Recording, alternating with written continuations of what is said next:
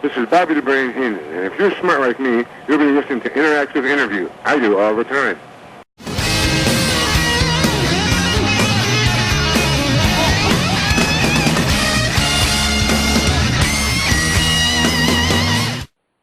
Welcome back to the Interactive Interview right here on WrestlingEpicenter.com, as we are now being joined by a second-generation wrestler, and we had the first-generation wrestler on about 5 years ago.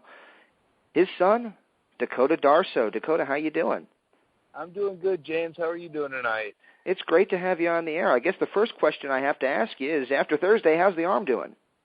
It's a little sore, but it's coming together a little bit. Had be sitting out for a little while, but I'm ready to get back in that ring as soon as I can. Very cool, very cool. Well, it's been great seeing you on Impact Wrestling the past couple of weeks, and I guess first question I got to ask you is, how's your status been with your stint with TNA the past couple of weeks? It's been going good. I just want to keep getting back there, keep going back in. It's quite the experience. It's my goal since day one has been to make my way to the top and be on TV regularly every week, and be able to make a living wrestling, not just be on the indies, making a little bit here and there, working in front of a few hundred people. I want to get on that grander scale, and had that opportunity to do that the past couple of weeks. That's excellent. And obviously everybody out there knows that you're the son of Barry Darsow. Many gimmicks to reference Demolition Smash probably being the most well-known of them. It's got to be in the blood to be a wrestling fan. Obviously, you were around it since you were a little kid. How influential has Barry, your dad, been in getting you involved in wrestling? He's been a tremendous help. Obviously, I wouldn't be anywhere near where I am today if it wasn't for him. He's the reason why I wanted to become a professional wrestler. And I remember, growing up, I always had it in the back of my mind. I always thought, I was going to either be a professional wrestler, play in the NFL, or play in the NHL. Those are my three goals. And I ended up quitting hockey my junior year of high school, and I ended up quitting football after my freshman year of college. So that narrows it down, and then shortly after that, like I said, I always had it in my mind, that, when I was younger and everything, that I would want to grow up and be a wrestler. My dad always tried to steer me away from that path, and me and him went to it was a fan fest in Charlotte that he was on, and he took me down there. I have family in Charlotte and everything, so I went with him on the trip to just see the family and everything. Probably NWA Fan Fest, right? Yep, that was the one, and that was about 6-7 years ago now, I think. And just talking to everybody, and so when are you going to become a wrestler? When you getting into business? And it kind of had been off my mind for a while. I was away at school playing football, and that was going well for me and everything. And I just recently stopped playing football, and we got back from that trip. I said to my dad, I'm like, it's time. I want to be a wrestler now. My dad goes, well, I'm surprised it took you this long. He'd been steering me away from it my whole life. He knew it was going to happen sooner or later. So, but he wanted me to, stay in school for a little while longer. He said he'd help me, but he wasn't going to, full on, help me with everything until I finished school. That was our deal. So I ended up getting my associate's degree, got a 2-year degree, and him and then Lenny Lane were, Lenny actually did most of my training. My dad was down with going to school with us and everything, but I was with Lenny. Very cool. How's Lenny doing, by the way? Lenny's doing really well. Very good. He's still a very underutilized guy. I always thought so. Oh, Lenny was great. I trained with Lenny for about a month, and then had my first show and wrestled. I actually wrestled against Lenny in South Dakota, I think it was Brookings, South Dakota, and that was fun, and then worked with Lenny on some of the indie shows around for a while, and then started wrestling some other guys on the indies and everything. But Lenny was very influential in my training. Very cool. Now, your style, you've been in the X division, and a lot of people kind of see that sometimes as, flippy-dippy kind of things, and that doesn't seem to be your thing. Obviously, you can do it, but a lot of the guys you were in probably do it a little bit more than you do. What does your dad think of that style of wrestling, and is he surprised to see you be as part of this? People call it the new athletics of wrestling, I guess, but what is your opinion of the X division, and do you think that you're a good fit for it? Well, the X division, it's a different breed of wrestling. It's a different type of wrestling, and it's a different type of wrestler. I can do things off the top rope. I can do faster paced things if I want to, but that's not the style that I grew up watching. That's not the style that brought me to this business. I'm more I grew up. Of course, I grew up. My favorite wrestler was my dad, but I grew up and even getting into the business, I'm influenced by guys like Shawn Michaels and Ric Flair, and Mr. Perfect and Rick Rude. And those guys, those are the guys that I, try to emulate when I'm wrestling. And those are the guys that have influenced me a lot. They weren't out there doing, a million moves and things like that. They, they worked a match. They got the crowd. Not just the wow factor. They made you say, oh, man, I wonder what's going to happen next week. Not just, oh, I wonder what this next move is going to be. Right. But still with the X division, those matches could still have that. And that's, what I try to do in there. I go in there and I am different than the other X division wrestlers. And there always needs to be something different out there. You can see the same thing a million times, right? And then you get that one, difference in there, and it's like, oh, wow, that really stands out. Absolutely. So I'm hoping they can bring a new twist to the X division. Now, during your match 2 weeks ago, you took a pretty good shot to the face, and obviously gave yourself at least a bloody nose, if not a broken nose. First of all, is it hard to work through that? Because I got to think that you're thinking, what have I done to my nose? What have I done to my nose the entire match? Hello? Yep. Hello? Yeah, did I lose you? Yeah, no, I'm here. Can you hear me? I can hear you. Yeah, we broke up for a second. Oh, yeah, sorry about that. We good now? We're good now. All right. Yeah, I've had broken noses in the past, and it goes along with the business. It's professional wrestling. It's not ballet. It's been put to me before, and it's just one of those things that happens, and the match goes on. You just got to keep on going with it. I actually, I got my bell rung a little bit in that match too. I don't really remember the second half of it. So, a compliment to you though would probably be when I watched the match. Ironically, when you're bleeding through the nose, I thought, wow, I really see the family resemblance. I don't know why that was, but maybe it's the face paint or something that reminded me of your dad. Yeah, the red face paint that he wore. Yeah. It kind of goes along with it. There you go. Well, I got to ask you a couple questions about coming into the business. You had a quick stint with WWE Developmental, and I guess the question I have to ask you is, why did that last for only a short period of time? I'm not really sure completely on that. I never really got a solid reason on why I was getting let go when I did. In my opinion, I think, I was young. I was 21 years old when I was there and got released. I had a few injuries that had plagued me while I was there. And I think, the injuries went along with me being young and being, naive about certain things in the business. And, I didn't want to go in there and make waves, so I was,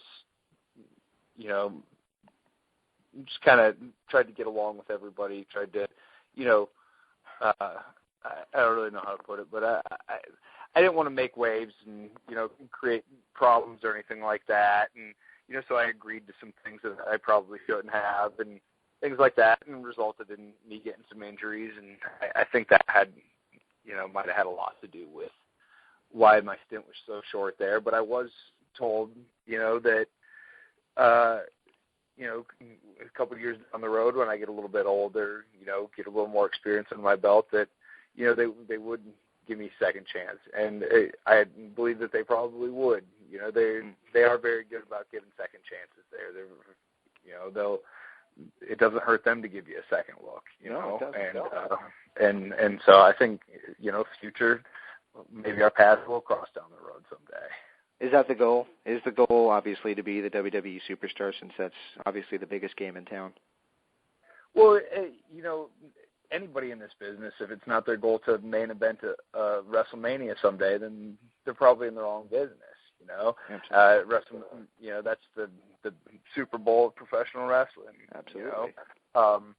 But as for right now, you know, the past couple of weeks I've been down at Impact, and they've been treating me great. I love it down there.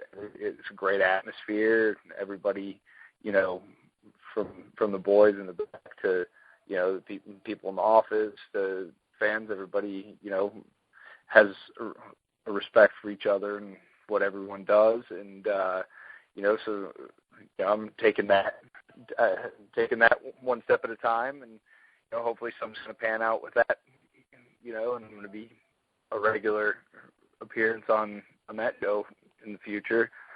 And, you know, just take it one day at a time, and we'll see where my path ends up going down the road.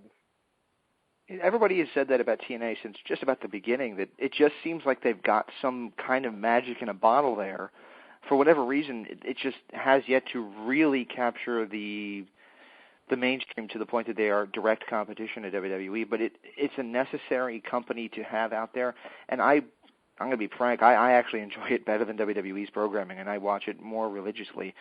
But, yeah, I got to tell you, I think you're doing great there, and I think that you're a great asset to the company. And I didn't mean to insult you when I said that you don't do the flippy-dippy things that the X Division guys do. It's actually a compliment because, like you said, I think variety is the spice of life, and I think that adding an extra element of here's a more technical guy who's a roughneck, who's a little bit stronger, a little bit more rugged than some of these other guys would definitely adds a different dimension to the ranks of the X Division. Yeah, you know, and it's just like anything with this business. You know, you can get the cookie cutter, same look, same, you know, everything, same working style person, or you can get, you know, that little bit of a difference. And, you know, the X Division in itself is completely different than anything in this business. I mean, it started with, like, the cruiserweights in WCW, and right. The X Division is even an evolution of that, you know. And so within that X Division, you have all these wrestlers that are different, have different looks. You got guys in masks. You got guys, you know, doing all kinds of crazy moves and all that. Well, then, you know, you have somebody like me, who I do have a little bit of a different look than most other people. I have a little bit of a different working style than most people, you know, and then throw that in there, then that differentiates it a little bit more even, you know. And I just think with this business, you know, as a whole, you look at the people who have made a huge impact on this business, and they are different than, you know, the guy next to them. And that's what I'm striving for, you know, is that little bit of a difference, you know, that's how you make or break a superstar in this business. Dipping back to the NWA Fan Fest that you attended with your dad, obviously being around the industry in that sense has to kind of fill you with pride about being a second-generation performer. I guess my question is it also a shadow, something that you feel that you have to fill the shoes of because of the big shoes that your dad did fill? I mean, Demolition Smash, Repo Man, Blacktop Bully, I can go on, all successful gimmicks, and most guys can't say that. Most guys can say they only had one successful run, and he had several. Yeah, he did, and, you know, it is some big shoes to fill. You know, he cast quite a large shadow, you know. He's a big guy, so he throws out a big shadow there for me to step out of. But, you know, I think that I bring something different to the table than what he brought to the table, you know. He's this giant, you know, guy that, you know, did, like you said, had all these different gimmicks and everything. Crusher Khrushchev, and there can keep going on. Yeah. And I think that I have a different look, a different working style than what he does. You know, of course I would love to be able to, you know, get to the point or even surpass what he has done in this business. It's going to be tough to do, But, going back to what I was saying earlier, if somebody, that wants to be a professional wrestler said to you that their goal wasn't to main event a WrestleMania, they'd be lying, and it's just going back on that, if I didn't say my goal was, to be the biggest superstar in the world, that would be an understatement, so I would love to surpass what my dad has done in this business. I'd love to step out of his shadow. And honestly, knowing my dad, I think that he would want that for me, and is it going to happen? I don't know, the only time can tell what's going to happen there. It's going to be tough to do because he did make a large impact in wrestling, Like you said, he had so many different gimmicks that were successful gimmicks, and he's pretty world-renowned professional wrestler, I got to tell you, what my buddy, my co-host on the show, his favorite thing of wrestling history ever was Demolition, and he was so nervous for the Barry Darsow interview that he was as stuttery as I was for the Hulk Hogan interview. I mean, it was really you can hear the nerves in his voice, and he's not a very nerve-wracking guy. So, your dad's very non-confrontational, by the way. Yeah, he's he's so much different than all of his different personalities that he's done in wrestling. It's when somebody that just knows him from TV meets him. That's one of the first things that they notice. He's very different than what you see on TV. Yeah. Well, I got to tell you, I almost called you Barry. Sorry about that. I got to tell you, Dakota, I really do appreciate what you're doing on Impact Wrestling, and I hope that it's something that we're going to see continue on the show. And anytime you want to come back, you're always welcome. Do you have a website or anything you'd like to promote? Yeah, I do have a website.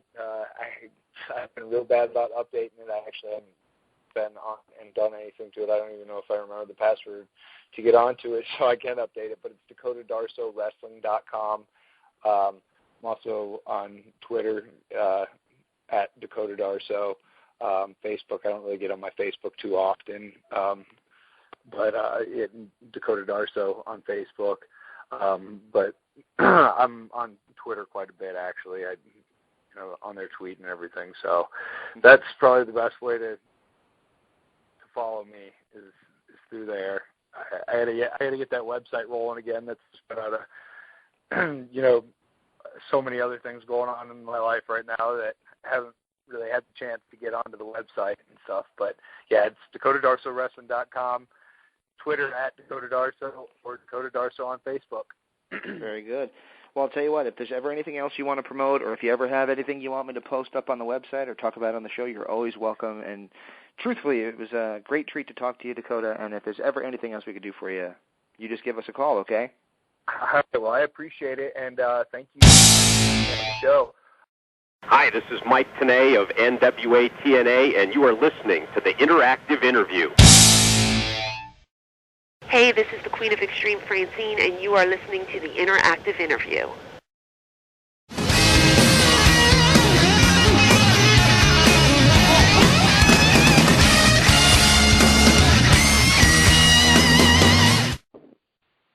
And welcome, everybody, to another edition of the Interactive Wrestling Radio. That's Interactive Interview isn't our name anymore. Interactive Wrestling Radio here at WrestlingEpicenter.com. We just finished up with Dakota Darsow. Well, James just finished up with Dakota Darsow. Neither Nick or I were a part of that interview, but we do definitely appreciate Dakota Darsow's time, and hopefully you all enjoy that interview because, I haven't listened to it yet, but James told me it turned out very well. Yeah, he told me that too. Dakota seems like he's got a lot of potential. Hopefully there's some big things in his future. So I want to thank him again for joining us this week. All right, sounds good. Well, we got a lot to talk about this week in professional wrestling, but why don't we start off with the pay-per-view that we got on Sunday, the Money in the Bank pay-per-view. What did you think of it overall, Nick? Well, I thought it was going to suck going in. I was right. And I got to say this. CM Punk, Daniel Bryan should have closed that show. No questions asked. I'm sick and tired of the WWE champion essentially being booked to be the Intercontinental Champion. Yeah, pretty much. I hate it too, to be perfectly honest, especially since, A, the Punk and Bryan match was the more interesting match. It was the better match, and it was the less predictable match because we all knew, even when they threw Miz into the Money in the Bank, we all knew that Cena was going to win that match. At no point during that entire ladder match did I think, well, Cena's going to lose. Exactly. No, when they did it, like, and I'm convinced that wasn't meant to be the finish. What happened was the ladder, they got lucky. The briefcase broke, and it just happened to be in the hands of the guy that was supposed to win. So they're like, close enough, call the bell. Well, yeah, I mean, he was supposed to win that thing anyway. It's obvious. Yeah, I mean who else were they going to give it to? Kane? Oh, if Jericho, Miz? Yeah, if they wanted me to shoot somebody, they'd give it to Kane. Yeah, that Monster Run really fizzled out again, didn't it? Big Show and Kane basically do the same thing all the time. They're face for a while. They don't really do anything of note. Then they're like, "Oh my God, we have these two big guys. We need to get them going again." So they turn them heel. We hear, "Oh my God, they're more evil than ever. This is horrible." And then it peters out within a few weeks. Oh, well, in Big Show's case, it's like, oh, he's a monster. He's an unstoppable force. They honest to God they said it on Raw this week. Big Show is unstoppable. And I'm like, dude, he lost. He lost at Money in the Bank. He lost at No Way Out. How dare you sit there and tell me that he's unstoppable? I mean, you can't have it both ways. And even before the match with Cena came out and said, "Big Show, if you lose to me, you're a joke," which is 100% accurate. And you know what happened? He lost to John Cena.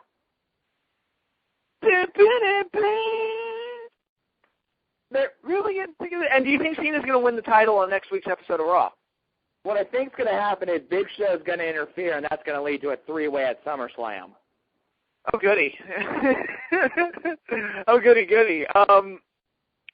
Yeah, because I'm thinking, it's like, well, how's Rock going to fit into all this?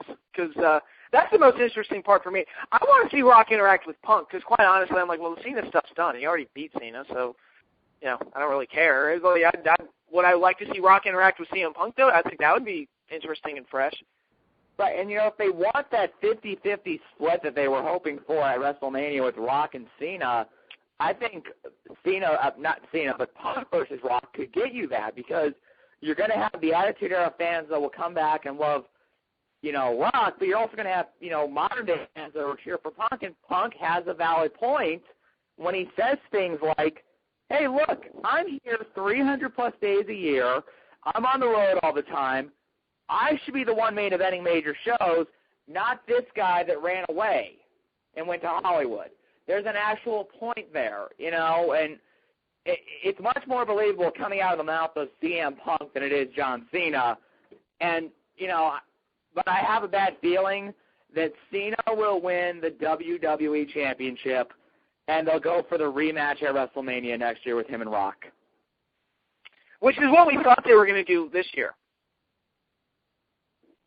Oh, God. I might actually be at that WrestleMania, too, so I might actually get to see it. Are you really? Well, I'll say this. If you're going to spend the money to go to WrestleMania, they better give you something worthwhile, Rock Cena again, it's not it. It's like some storylines only have so much juice in the orange. Honestly, Rock and Cena have gotten all the juice you're going to get out of that orange. I don't think people are going to buy it as some epic series of matches that can happen year after year after year. Yeah. I'm not. I'll be honest. I thought the first match was good. I did not think it was a stellar Mania classic. So I mean, I'm not overly interested in seeing a rematch, to be perfectly honest. I don't know. I think it's both guys gassed out really quickly. Mhm. Yeah. Which I don't know if it was with Rock. I guess it could be that he hasn't wrestled a one-on-one match in so long. So maybe the cardio just isn't there. I mean, I've heard people say that you can, do all the training you want with a situation, but there are outside influences when you actually get in a ring that will zap your cardio. And with Cena, I don't like the guy, but I don't remember him ever gassing that badly in other matches. Speaking of gassing out badly, Sheamus versus Alberto Del Rio on this pay-per-view. I did not like this match at all. Neither did I. I don't like Del Rio. I don't buy it. I feel bad for Sheamus because I think he has just tons of potential, but there's been just missteps throughout his, run. I felt like he won the WWE title way too soon. He wasn't ready. Now he's won, I'm not even going to call it the World Championship. It is the European Championship. That's what it's being booked as. It's a lower-level singles title for men. That's what I'm calling it. It's the European Championship to me, everyone. And you know what? If they wanted go ahead. I didn't mean to cut you off. And it doesn't help that I think they're trying to make, Sheamus kind of like this big, friendly baby face who, like this is a minor spoiler, but on SmackDown this week, he comes out and he sees Rey Mysterio there. He's like, "Welcome back, little fella," and gives him a hug. I'm like, the thing that made people kind of like Sheamus was that he was a badass that could kick anyone's ass. Don't make him a... Well, they do that to everybody. They did it to Finlay, remember? It was like, I'm this Irish guy who loves to fight. And then when they turn to babyface, he's got like an inflatable shillelagh, and he pals around with Hornswoggle, and they do little dances in the ring. It's just that's what Vince McMahon likes from his babyfaces. Right. He wants them to be silly little, they could entertain at kids' birthday parties, and that's what he likes. Right. And his heels interrupt baby birthday parties and sing happy birthday to Rey Mysterio's daughter. That feud was so funny because they tried to pass it off as the most despicable thing that's ever been done in wrestling, and I just was giggling my ass off the whole time because it's like, A, it's not, and B, it's just, I don't know why, but I would never approve of this in real life, but in entertainment, for some reason, like picking on kids is really funny to me. Like Billy Madison, I crack up whenever I see the dodgeball scene, so... I was cracking up the whole time. Like, I can't believe they're actually doing this, but okay. But it was, and I'm sure, like, I assume that was Ray's actual daughter. I assume, like, he and Punk talked to her at length and made sure that they knew they were pretending and stuff, and they knew that, he didn't really hate her or something. But, it just silly stuff, and, getting back to Money in the Bank, Dolph Ziggler won the the European Championship Money in the Bank, and I like Dolph, but you said it best on your video vlog last week. Winning that championship doesn't make you a main eventer. You're just, no, it really doesn't. They pretend like it makes you a main eventer. Dolph's a great talent. I wish they would do more with him, but it's like, okay, he wins this. It's not going to, like, cement him and make him the top guy in the company. Really, since the end of the Jeff Hardy CM Punk feud, God, how many years ago now, when was the last time that title was more important in storyline than the WWE Championship? When was the last time you were really, like, more amped for a big gold belt defense versus the WWE Championship? No, and part of the problem is just the fact that having two world titles is a dumb idea anyway, and the justification for having it, which was the brand split, is dead now because there is no brand split. So it's like the stuff that happens, like like one title taking precedence over the other, and the world title becoming basically a glorified Intercontinental Championship. In some ways they both are because both of them take a backseat to Cena, but that almost has to happen because of the way it's set up now, and I think it's a very stupid system. Right. In general, I feel like WWE has way too many titles because you have the World Heavyweight Championship, you have the WWE Championship, you have the IC title, you have the U.S. Championship. And the problem is there's nothing to differentiate those titles. Like in TNA, even when the X Division title had no weight limit on it, you really felt like X Division was more of a style. Like if you're watching an X Division match, okay, that's going to be guys that are working a high flying style for the most part. You had some exemptions like a Sonny Siaki or when they did the stuff on the Abyss and he won the belts, but for the most part, you were going to get a certain style of wrestling. Or back in the day, WCW, I remember when they would talk about the television championship. The idea was, if you were the TV champion, you were expected to be the most active champion in terms of your title defenses. You were expected to defend the title once a week on TV, more or less. That made it stand out different than the United States Championship. Right. But, I agree with you. They've got too many titles, and, the lack of a brand split just convolutes everything even more. Right. And also, I mean, it doesn't help, but, I mean, some of these titles, like at least the European Championship and the WWE Championship get defended. The IC Championship and the U.S. Championship, I can't remember the last time they were actually defended, and the last time they had really, I think has Christian defended the belt since he won it? He has defended the belt, but it's always in throwaway TV matches that don't mean anything. So, and Santino, same thing. So, yeah. Which, oh boy. Which, by the way, if you really want, I don't know what I hated more: the idea that Kane and Big Show were in a Money in the Bank, or the fact that Santino was in a Money in the Bank. Yeah, that's a little. They keep forcing Santino into that. I will say this though: the opening Money in the Bank, the saving grace, I will say, for this pay-per-view, the Money in the Bank matches themselves were action-packed and just wild carnage. So for that, at least I wasn't bored. I'll give it that.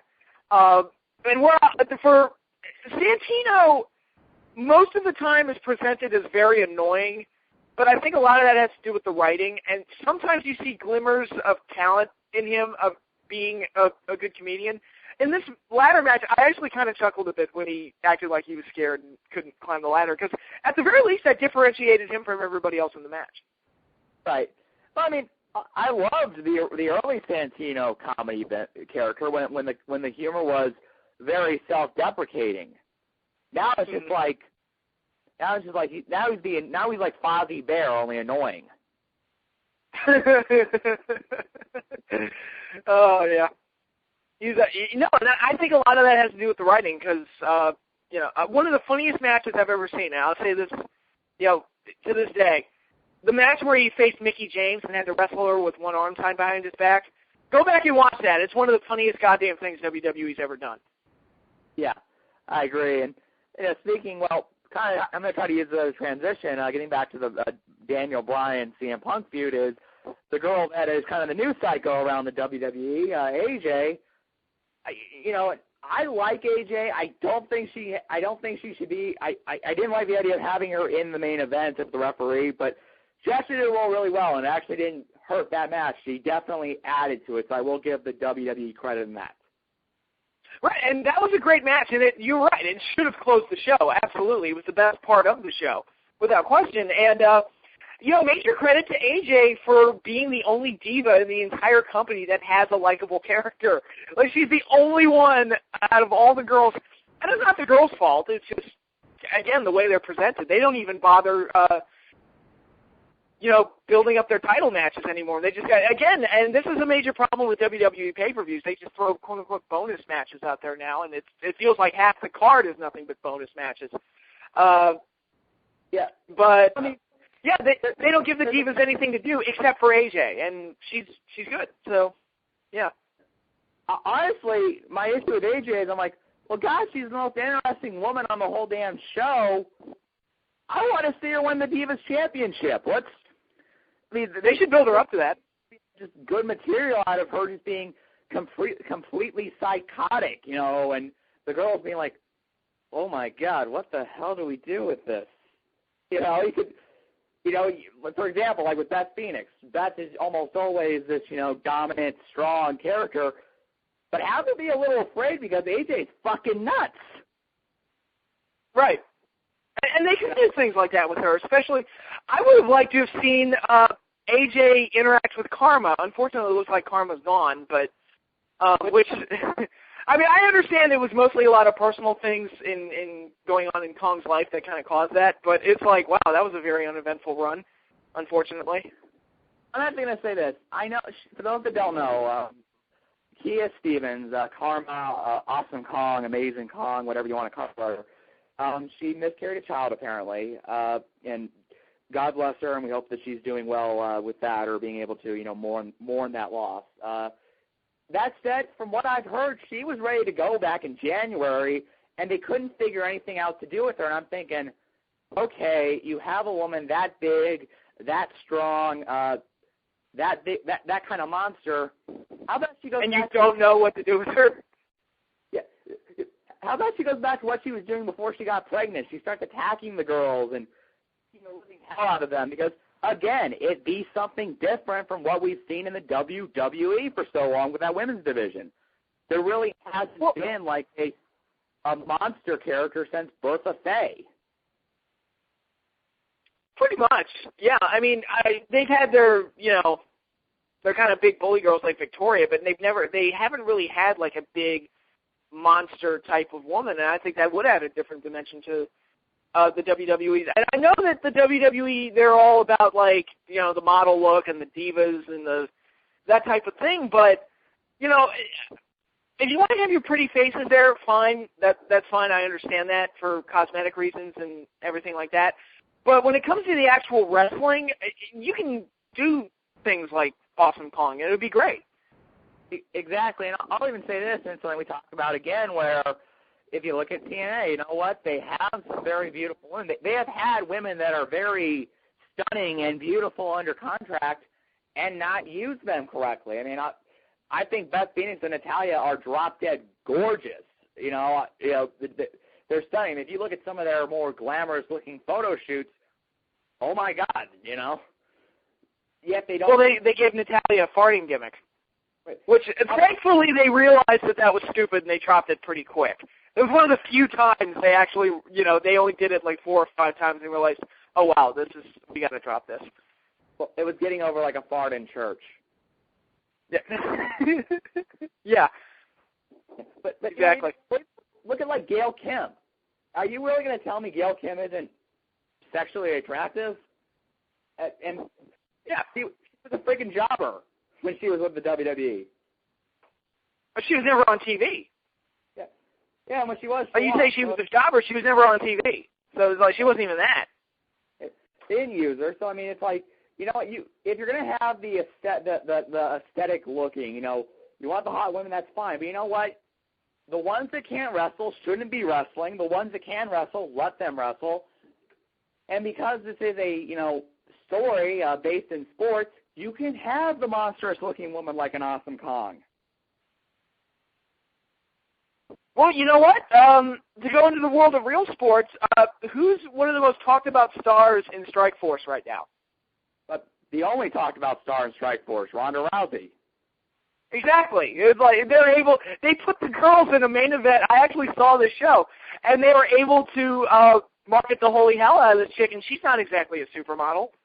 Right. And Misha Tate, the other woman that fought in that card, she's also extremely attractive. And the next Strikeforce show will again be main evented by a championship fight with Ronda Rousey in it. I think she's fighting Sarah Kaufman, and that seemed a big fight. What they're holy hell out of her, and they should. You know what?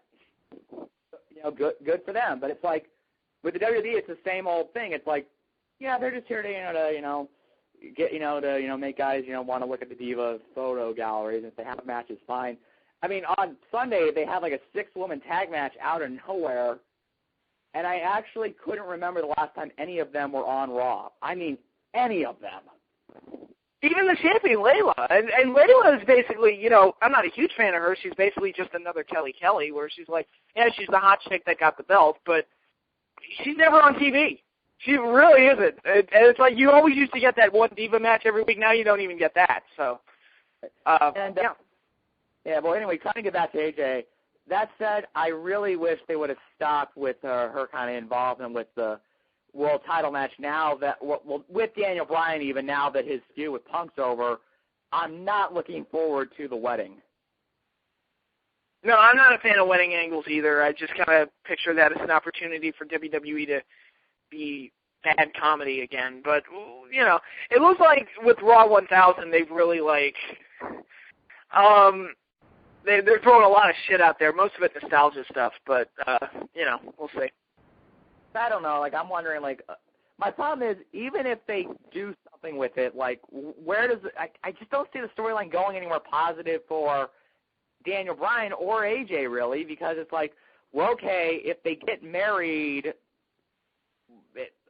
that isn't going to add anything, and if they do something with Bryan where it's like this is some master plan to get revenge on her because he feels like she cost him the WWE Championship, it's like, okay, what does that really leave for Daniel Bryan to do? I mean, it's like, okay, he humiliated this chick. He'll look like an asshole, but it's like he can't really wrestle AJ in a big feud. They might be able to do one kind of like one-off match, but I don't know if that would work in like as a regular series of matches. You know, maybe like with house shows and stuff, but like because I think that's when you start getting uncomfortable when you start having men attack women.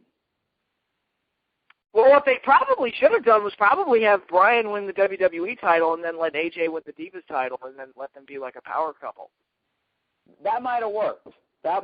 And I thought they were going to let Bryan win the WWE title, but I'm not complaining that Punk's still got it. At least it's not Cena. Well, for now. Which Raw 1000, you know what? You people that listen to the show regularly enough know I'm not a WWE fan. I don't get excited about it, and I'm not looking forward to Raw 1000 because I feel like it's just going to be an excuse to bring out all the old people again.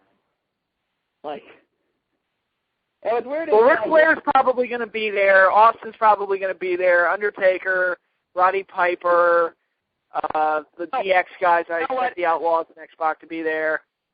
Well, one of the things I keep hearing with people is with the weekly Heath Slater loses to an old guy segment, people are saying it's going to lead somewhere. It's going to lead somewhere. Yeah, it's going to lead them coming out one more time and all the old guys beat him up like they did with Rob Conway on Raw Homecoming years ago. And this is the thing I don't like, and I'm not a fan of Heath Slater by any stretch of the imagination. I think this angle he's doing is the extent of his abilities. And that's the truth. I don't see much in him at all, but so I don't mind that he's getting jobbed out to old guys every week. But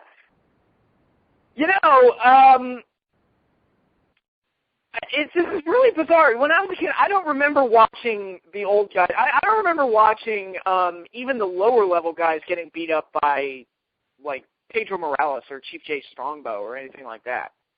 I don't remember seeing that happen. Well, I mean, like every once in a while they would do some angle where maybe Bruno would wrestle at a house show or, do something, but it wasn't featured on TV, and they always protected the guy that was going to wrestle regularly afterwards. Mm-hmm.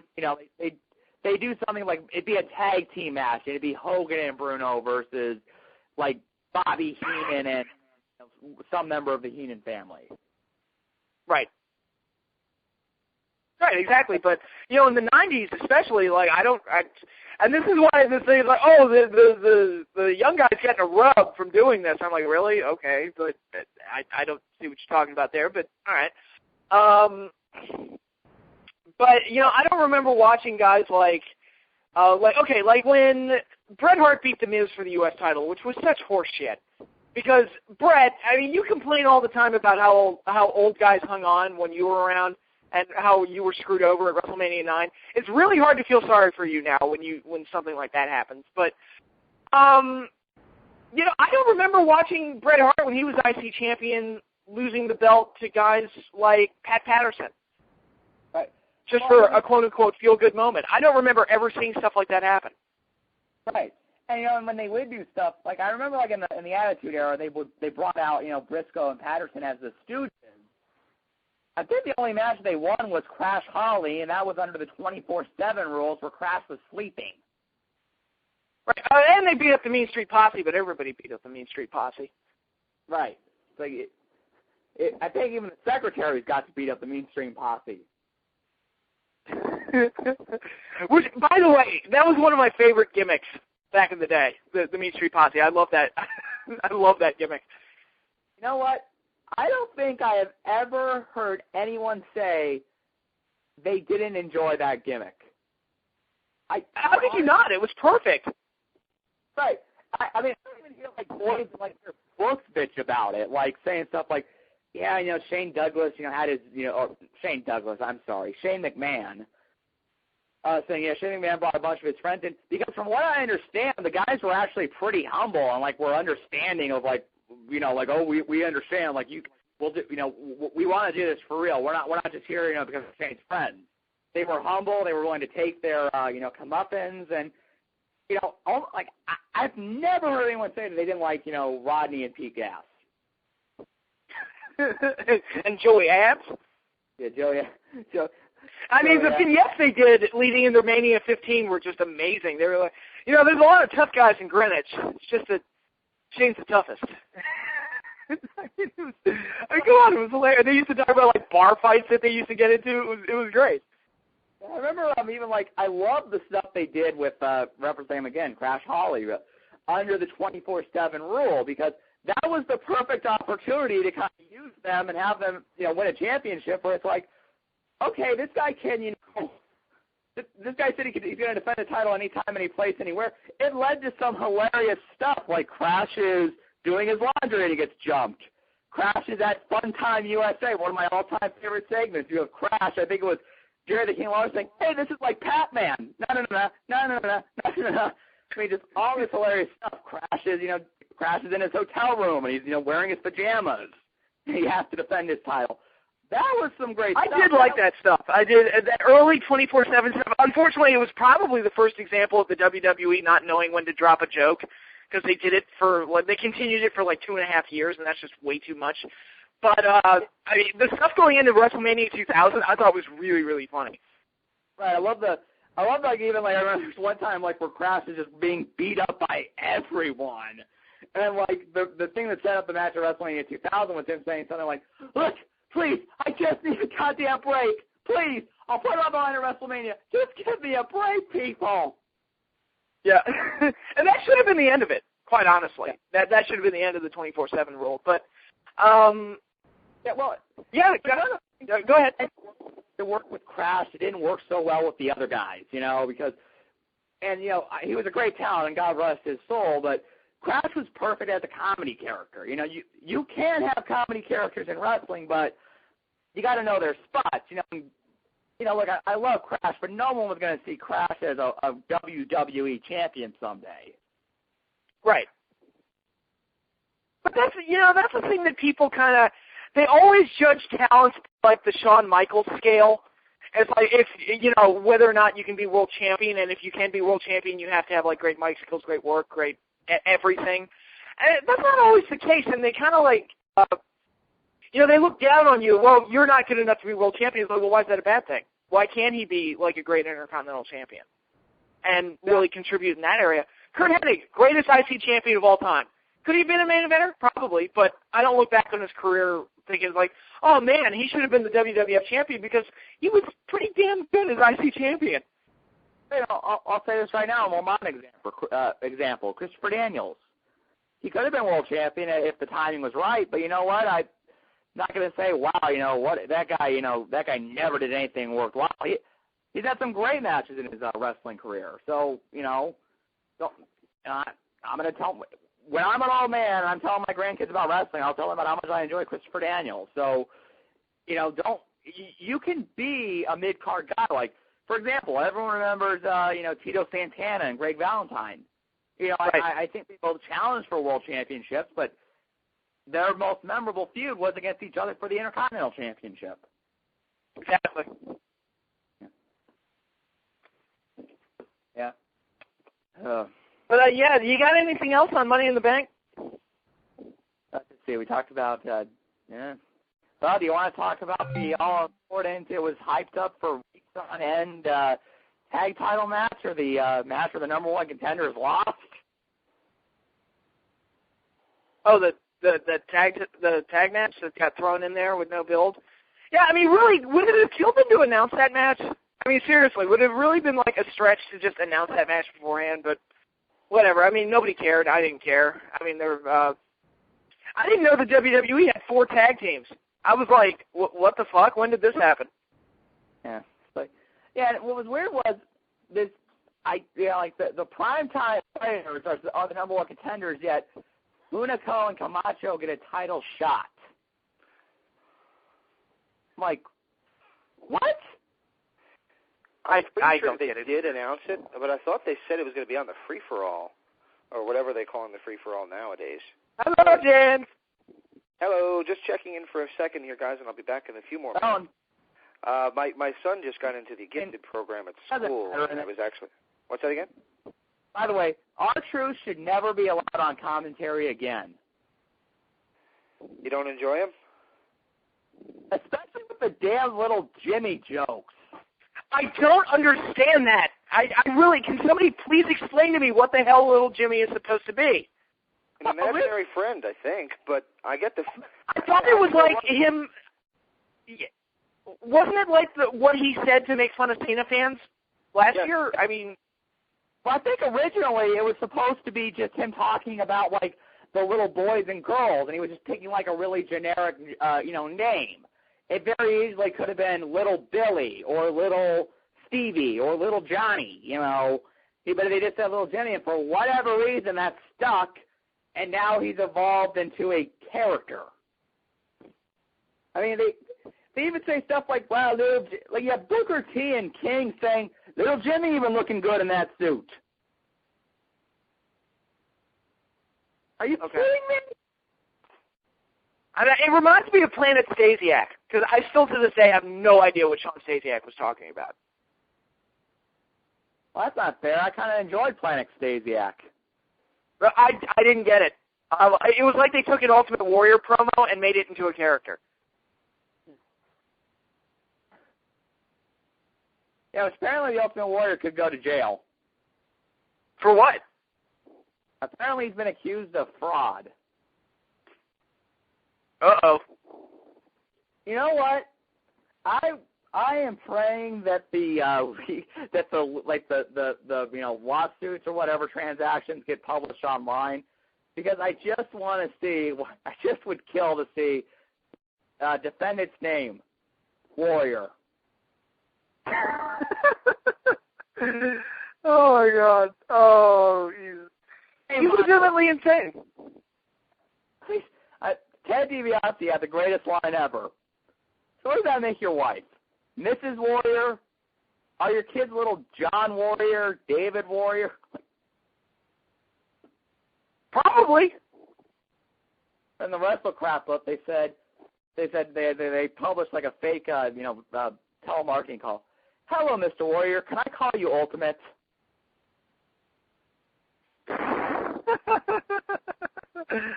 Oh, that's great. Like seriously, like when this guy signs a contract or goes in to renew his driver's license, how much you want to bet people give him like a strange look when they look at the form? I mean, it's no McLovin, but still. I also want to know, is it split up, first name War, last part Warrior? Last week we arrested a man lady who was legally named Fuck. It was with a PH, so, yeah. I've actually never seen that movie. You haven't? Okay, it's, I like Superbad. It's really good. And I was not a fan of American Pie, but Superbad to me was more accurate in portraying high school. Well, I mean, maybe I'll give it a chance. I mean, I know for like 5 different people that, have the DVD off the top of my head, so I might have to check it out. Oh, I have the unedited version. It's pretty cool. Yeah. I will say this, though, I do like, the trailer looks good. Like, a lot of the commercials that they did, at least with the McLovin character. I think there was one I saw where, like, they busted him in a room with one girl, and the cops were like, McLovin! Nice! Yeah, there's a lot of good stuff. I like all the characters in that movie, actually. Emma Stone was in it. That was her first major movie role, I think. Wait, who was in it? Emma Stone. Oh, Spider-Man girl. Yeah, I find it funny that 5 years later she's still playing a high school senior. So she looks the part. So I guess I won't fault her for that. Well, hey, look at Beverly Hills 90210. Those kids were in their 30s. Oh yeah. Well, I mean, that's always the thing. Look at Greece. Some of those guys look like they're in their 40s. Yeah. Yeah, well, I think that pretty much wraps it up this week, for this week. Raw, we'll talk about, if we do another show next week, we'll talk about Raw 1000, and I'm sure I'll absolutely despise it. I will say this. There are two things I'm looking forward to on this show. Brock Lesnar's response to Triple H, because I am looking forward to seeing Lesnar again and then moving forward with that angle. Part of me is hoping that he just completely obliterates DX. I think that would be awesome. That would be a great way to start the show, I think. But just throwing ideas out there. And two, I want to see what The Rock does in reaction to him wanting to become WWE champion. Because even if it's just to set up a Cena Rock rematch, it will be interesting to follow. So it has those two things. Yeah. Well, what I'm looking forward to, The Dark Knight Rises. That's going to be awesome. I'm seeing it on Saturday. Right. And I will say this.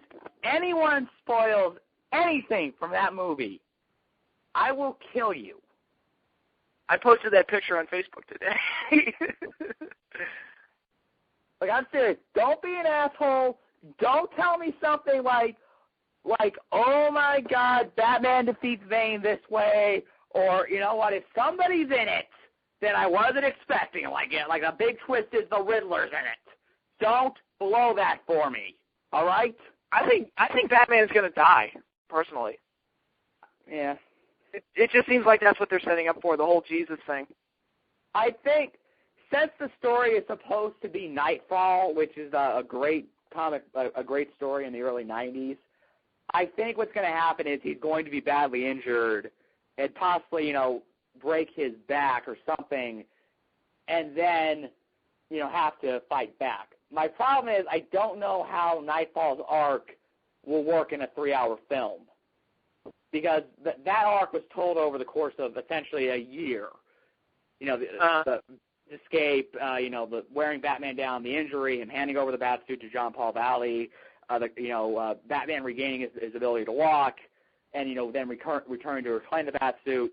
That took place over the course of a year, so I don't know how it's going to work. And then, of course, the big concern is what comes after this, because all signs are Christopher Nolan will not do a fourth film. No, this is it for Nolan's Batman. They're already working on a reboot, so. Which my big fear is, and I have to say it because I need people to fear this with me, Michael Bay's Batman. Because as we all know, studios want to make money. And as awful as Bay's movies are, they make money. I mean, look, Transformers 2, everyone talked about how much it sucked. It made billions of dollars, and then people still went and saw Transformers 3. Yeah. So don't tell me it's not possible. The only thing that's impossible is we'll give Schumacher another chance after Batman and Robin. But, I pray to God it's not. But, this is kind of the end. But you know what? I'll give Christopher Nolan credit. He's done 2 very good films, and I'm really looking forward to the final one. Right. I totally agree. But, for those of you looking forward to that, hopefully the Batman movie turns out well. I know I'm looking forward to it myself. And we'll probably do a show next week. Thank you to Dakota Darsow for doing the interview. Thank you to James Walsh for setting this up for us all and getting the interview with Dakota Darsow. And that's all I've got. So until later, see you all later.